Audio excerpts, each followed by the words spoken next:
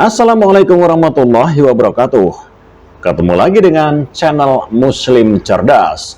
Para sahabat sekalian, keluasan kekuasaan Allah Subhanahu wa Ta'ala termasuk kehendak Dia yang tidak terbatas atau sifat iradah. Dalam Asmaul Husna disebut dengan Al-Jabbar, yang mana kehendak Allah Subhanahu wa Ta'ala tidak terbatas oleh pengetahuan manusia, termasuk memberi keutamaan dengan ilmunya langsung kepada hambanya yang dicintai dan dikasihi. Golongan ini adalah para anbiya, rasulnya dan walinya dengan keistimewaan di luar akal manusia. Walaupun tingkatan pengetahuan atau ilmu yang diberikan berbeda, keistimewaan ini benar adanya bagi mereka yang mengetahui. Salah satu keistimewaan dari Allah Subhanahu wa Ta'ala yang diberikan kepada hambanya secara langsung adalah ilmu laduni. Ulama Salafi Wahabi semisal Ustadz Yazid bin Abdul Qadir Jawas alias Yazid Jawas menolak adanya ilmu laduni dan menuding sebagai ilmu setan. Benarkah demikian atau hanya sekedar cuapan ceramah saja yang dia katakan? Berikut penjelasannya. Golongan Salafi Wahabi dalam beberapa kesempatan menolak penggunaan ra'yi atau logika dalam beragama. Namun anehnya, mereka juga menolak adanya konsep ilmu karunia dari Allah Subhanahu wa Ta'ala secara langsung berupa ilmu laduni yang memang di luar logika. Kontradiksi ini mengindikasikan kerancuan pemikiran yang mereka anggap sebagai sebuah jalan sunnah.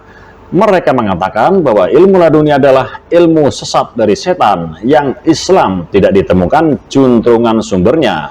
Hadis Rasulullah Shallallahu Alaihi Wasallam menyebutkan bahwa ilmu bisa saja berasal dari sumber yang tidak diketahui manusia. Barang siapa yang melakukan amalan dengan ilmu, niscaya Allah akan menganugerahkannya ilmu yang belum diketahuinya. Model ilmu di atas adalah ilmu kasabi atau pengetahuan didapatkan dengan metode atau usaha tertentu untuk menggapainya.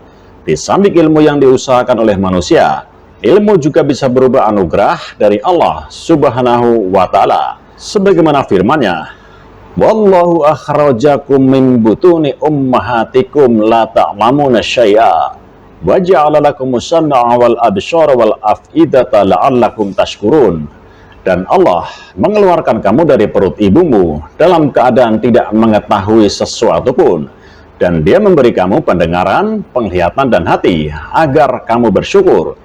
Quran Surat An-Nahl ayat 78. Dalam teori filsafat, ilmu diketahui bahwa indera adalah alat untuk mengungkap realitas ilmu duniawi. Pun diketahui bahwa sejak kelahiran bayi dari rahim, ia mampu melakukan kegiatan-kegiatan psikomotor tanpa manusia mengajarinya. Beberapa pendapat mengatakan bahwa demikian, termasuk ilmu laduni. Poinnya adalah ilmu yang dikaruniakan langsung dari Allah Subhanahu wa Ta'ala kepada hambanya yang terpilih adalah sebuah realitas dan benar adanya.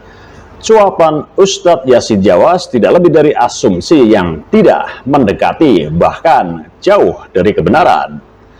Pembagian ilmu dan cara mendapatkannya memang tidak melulu menggunakan kasab atau usaha belajar. Jenjang pendidikan bertingkat bukan satu-satunya jalan untuk mendapatkan ilmu pengetahuan. Jika demikian, maka orang yang paling pandai adalah orang yang paling banyak memiliki gelar akademik. Namun, realitasnya tidak demikian, karena banyak manusia yang belajar dari kehidupan untuk menjadi pandai. Bagi kekasih Allah Subhanahu wa Ta'ala yang terpilih, ia bisa saja mendapatkan mukasyafah atau terbukanya tabir penyekat kepada pengetahuan. Karena dalam filsafat Islam dijelaskan bahwa kebodohan dan ilmu hanya dibatasi oleh tabir yang menutupi. Laksana kaca berdebu yang menghalangi pantulan bayangan dari cermin agar jelas terlihat. Kisah tervalid untuk menelisik eksistensi ilmu laduni adalah nyata, tidak seperti pendapat Ustadz Yazid Jawas adalah ayat Al-Quran. Fawajada abadam min indina atainahu rahmatam min indina wa allamnahu min ladunna ilma. Artinya, lalu mereka bertemu dengan seorang hamba di antara hamba-hamba kami yang telah kami berikan kepadanya rahmat dari sisi kami. dan yang telah kami ajarkan kepadanya ilmu dari sisi kami. Quran Surat Al-Kahfi ayat 65. Bahwa kata ilmu laduni berasal dari kata laduna yang bermakna dari sisi kami, Allah Subhanahu wa Ta'ala, segala pengetahuan. Maka bisa saja seorang hamba memiliki ilmu laduni yang berasal dari bisikan ilahiyah berupa ilham atau lain sebagainya. Jika para nabi mendapatkan wahyu langsung dari Allah, bisa saja hamba Allah terpilih mendapatkan bisikan ilahiyah, namun tidak menyamai derajat ketinggian wahyu yang hanya menjadi kekhususan para nabi dan rasul. Jika saja Ustadz Yazid Jawas menolak adanya ilmu laduni, barangkali kemudian hari ia menolak wahyu yang diberikan kepada nabi dan rasul. Sahabat muslim cerdas, ilmu bisa mengangkat derajat seorang hamba di mata Allah Subhanahu wa Ta'ala dan manusia lainnya, sebagaimana firman Allah dalam surat Al-Mujadalah ayat 11. Yarfa'illahu alladhina amanu minkum walladhina utul ilma darajat. Niscaya Allah akan meninggikan orang-orang yang beriman di antaramu dan orang-orang yang diberi ilmu pengetahuan beberapa derajat. Seperti halnya yang dirasakan oleh Nabi Khidir, kedudukannya begitu mulia di mata manusia lainnya karena memiliki ilmu cukup tinggi daripada yang lain. Ilmu apakah itu? Yakni ilmu laduni. Ilmu laduni merupakan ilmu yang berasal dari Allah Subhanahu wa Ta'ala. Ilmu ini diberikan kepada nabi dan rasulnya, dan hanya orang-orang pilihannya sajalah yang bisa menguasai ilmu tersebut. Tidak semua ilmu laduni ini memiliki tingkatan yang sama, melainkan satu sama lain berbeda, sebagaimana yang dirasakan antara satu nabi dengan nabi yang lain. Seperti halnya Nabi Musa yang ketika ditanya oleh salah satu pengikutnya dari Bani Israel, siapakah yang paling berilmu? Nabi Musa menjawab, saya. Allah Subhanahu wa Ta'ala pun tidak sependapat dengan apa yang dikatakan Musa. Akhirnya Allah menegurnya dan memberitahukan bahwa ada seorang hamba yang memiliki ilmu lebih tinggi darinya. Hingga kemudian Musa alaihissalam memohon untuk dipertemukan dengannya. Allah pun mengabulkan permintaan Nabi Musa. Ia bertemu dengan Nabi Khidir. Nabi Musa memohon untuk berguru padanya. Tetapi Nabi Khidir menjawab bahwa Nabi Musa tidak akan mungkin mampu bertahan dengannya. Hanya saja Nabi Musa tetap bersikeras. Hingga akhirnya Nabi Khidir memperbolehkan ikut dengannya dengan syarat Nabi Musa tidak boleh bertanya apapun atas perbuatan yang Nabi Khidir lakukan, hingga ia sendiri yang memberitahukannya. Akhirnya mereka melakukan perjalanan. Mereka menaiki sebuah perahu. Tetapi di perjalanan Nabi Khidir melubangi perahu itu. Nabi Musa tidak kuasa menahannya, hingga akhirnya ia bertanya kepada Nabi Khidir.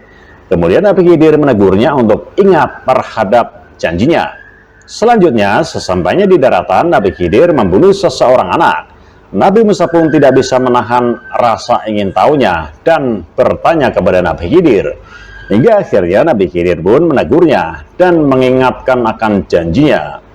Nabi Musa pun meminta maaf dan berkata bahwa jika ia kembali bertanya maka pupuslah keinginannya untuk berguru pada Nabi Khidir. Setibanya di suatu wilayah mereka merasakan kelelahan dan hendak meminta bantuan kepada penduduk sekitar. Hanya saja sikap penduduk sekitar begitu dingin, tidak bersahabat dan tidak menerima kedatangan mereka. Kemudian Nabi Khidir melihat suatu rumah yang akan roboh. Ia memperbaiki rumah itu hingga akhirnya menimbulkan tanda tanya pada benak Nabi Musa. Dari situlah Nabi Musa tidak bisa lagi mengikuti perjalanan bersama Nabi Khidir dan berguru kepadanya. Kemudian Nabi Khidir menjelaskan atas perbuatan yang ia lakukan sebelumnya. Pertama, tentang melubangi perahu.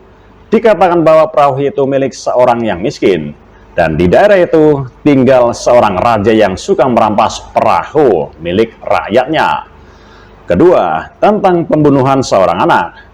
Dikatakan bahwa anak tersebut merupakan anak dari kedua orang tuanya yang beriman. Setelah menginjak dewasa, anak itu dapat membuat kedua orang tuanya menjadi tak beriman. Maka Nabi Khidir membunuhnya, dan Allah akan memberikan kembali seorang anak yang soleh yang akan lebih mengasihi kedua orang tuanya. Ketiga, tentang memperbaiki salah satu rumah di suatu wilayah yang orang-orangnya tidak bersahabat. Dikatakan bahwa rumah itu milik anak yatim yang masih kecil. Di bawah rumah itu terdapat harta peninggalan dari ayahnya. Anak itu belum bisa merawat harta tersebut. Jikalau rumah itu roboh, maka orang lain akan tahu bahwa di rumah itu ada harta dan merampasnya.